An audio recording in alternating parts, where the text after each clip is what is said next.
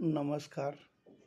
अवेळी अचानक आलेला पाऊस जमिनीबरोबरच काळजात ओल पेरून जातो आणि असहाय्य असताना जिवलगाची आलेली आठवण हृदयाबरोबरच डोळ्यातही ओल निर्माण करते.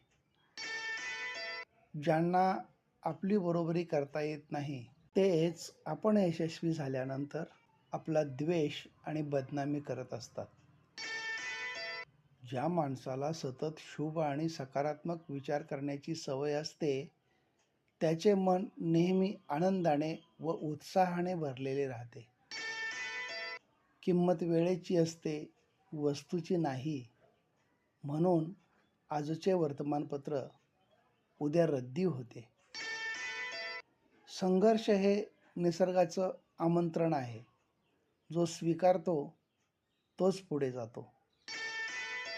एक गोष्ट अगदी सत्य आहे, ती म्हणजे एखाद्या व्यक्तीला केला जाणारा सततचा विरोध काही काळाने मावळतो, नाहीतर तो विरोधक तरी मावळतो.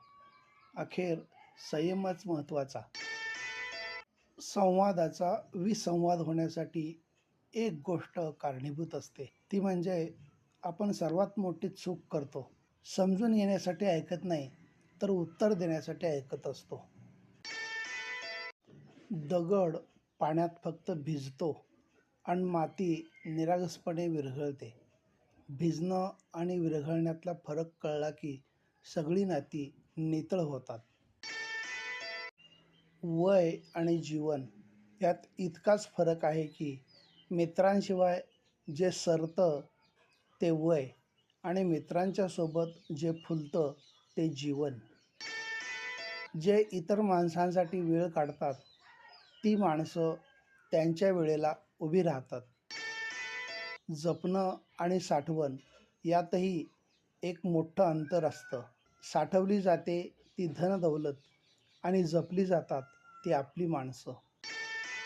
When you give joy to other people, you get more joy in return. You should give a good thought to happiness that you can give out. धन्यवाद.